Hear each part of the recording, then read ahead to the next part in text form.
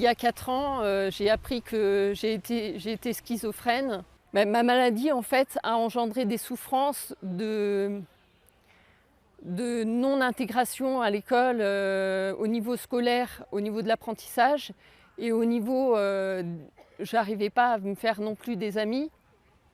Je me retrouvais seule, c'était pareil en famille, je ne m'intégrais pas à mes cousins et cousines. Donc j'ai vendu mon corps aux garçons en fait. Je reproduisais ce que je voyais faire chez moi. Je voyais mon papa embrasser ma maman, j'embrassais les garçons. Mon papa me donnait des fessées, je donnais des fessées aux garçons. Enfin voilà, ce genre de choses. Et donc j'ai rencontré quelqu'un, je me suis mis en ménage avec lui et tout se passait bien. J'ai rencontré ses parents, donc c'était la vie familiale qui commençait. Une vie rêvée. Et donc j'ai commencé à réfléchir à quelle sorte de mariage je voulais, si c'était un mariage simplement civil ou un mariage à l'église. Et donc c'est le mariage à l'église qui a remporté la victoire, je dirais.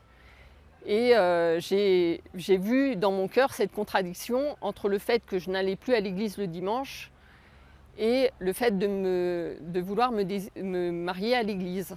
J'ai senti dans mon cœur que je pouvais faire ce que je voulais de ma vie, mais que sans Dieu, ma vie ne serait pas ce qu'elle devait être. Et donc à ce moment-là, je me suis dit plus jamais sans Dieu. Et donc je suis retournée à la messe le dimanche. Et là, j'ai changé de vie. J'ai quitté mon ami. J'ai changé de vie parce que financièrement, je ne pouvais plus faire les occupations que j'occupais, c'est-à-dire traîner dans les bars et jouer au billard. Et donc, en étant persuadée que Dieu me donnerait d'autres amis. Je priais aussi beaucoup quand j'étais petite avec des chants. Donc voilà, tout ça m'a apporté aussi. Enfin, ça a été une foi d'enfant, mais une foi qui a été réactualisée au moment où on m'a annoncé ma maladie. Aujourd'hui, je suis heureuse parce que j'ai acquis une maturité humaine et spirituelle. J'ai compris l'inquiétude de mes parents et la surprotection qu'ils me vouaient face aux difficultés que je rencontrais.